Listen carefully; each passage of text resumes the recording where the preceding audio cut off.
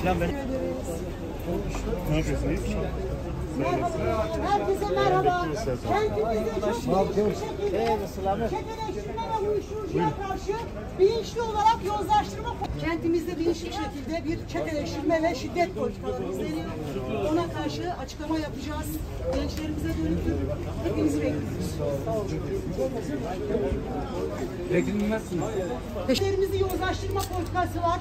Çok uzun zamandan beri güvenlik adı altında uyuşturucuda, çeteleştirmede bilinçli olarak bu topraklarda geliştiriliyor. Bunu hepimiz biliyoruz ve son süreçte de en çok gençlerin sosyal yaşamı içerisinde bilinçli olarak örgütlendiriliyor. Elbette ki coğrafyamızın sorunları var. Bu sorunlar üzerinde hep beraber çalışmamız, çözüm yollarını beraber geliştirmemiz gerekiyor. Fakat gençler üzerinde geliştirilen madde bağımlılığı, uyuşturucu, çetelere özendirme, silah kullanmaya özendirme, çeşitli kentte güç odakları yaratma bu topraklarda bilinçli olarak geliştiriliyor. Dolayısıyla bu politikalara karşı her birimiz sorumluyuz, her birimiz mücadele etmeliyiz ve hep beraber olmalıyız, birlikte olmalıyız.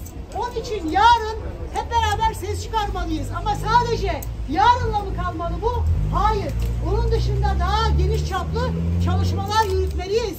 Elbette ki bu coğrafyada işsizlik temel bir sorundur. Bu işsizlik yeni değil bu coğrafyada. Çok uzun zamandan beri Dersim halkı sürekli ya işsizlikle, ya güvenlik problemiyle, ya baskı yüzünden bu topraklardan göç etmek zorunda bırakılıyor. Dolayısıyla eğer bu topraklarda demokrasi inşa edecekse bunu biz halklar hep beraber gerçekleştireceğiz. Onun için oradan buradan herhangi bir merciden beklemeden bütün halkımız örgütlü olmak zorundadır, beraber olmak zorundadır, birlikte hareket etmek zorundadır.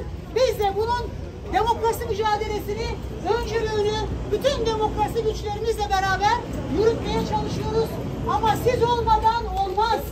Sizinle birlikte ancak başarıya ulaşabiliriz. O konuda da duyarlı olduğumuzu biliyoruz.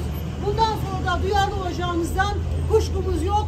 Biz de çok daha fazla çalışacağız. Bilinçli olarak bir süreden beri geliştirilen yozlaştırma ve çeteleştirme politikaları hakim.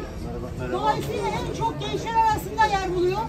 Halkın hepimizin temel sorumluluğudur. Buna karşı çıkmak, tepkimizi göstermek. Onun için yarın saat 6'da Dersim'deki bütün demokrasi güçleriyle beraber bir açıklama yapacağız. Bütün halkımız yarın açıklamaya ve yürüyüşe davetli. Teşekkür ediyorum.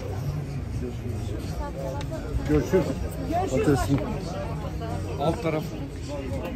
Alt tarafa Bedri abi verdi.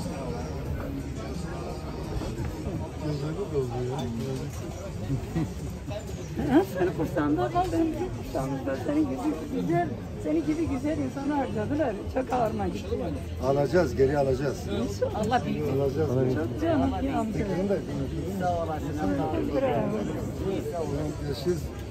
Basın açıklamamız var. Sizleri de bekliyoruz. Vallahi teşekkür ederiz. Biliyorsunuz çok bilinçli bir şekilde bir süredir kentte uyuşturucu ve çeteleşme var. En çok gençlerin etrafında örgütleniyorlar. Buna ilişkin bütün kentimiz sorumludur. Herkes birebir sorumlu. Yarın saat 6'da Sanat Sokağı'nda bütün demokrasi güçleriyle beraber hem açıklama hem yürüyüş yapacağız. Hepiniz davetlisiniz. Hep beraber olalım, hep beraber tepkimizi ifade edelim.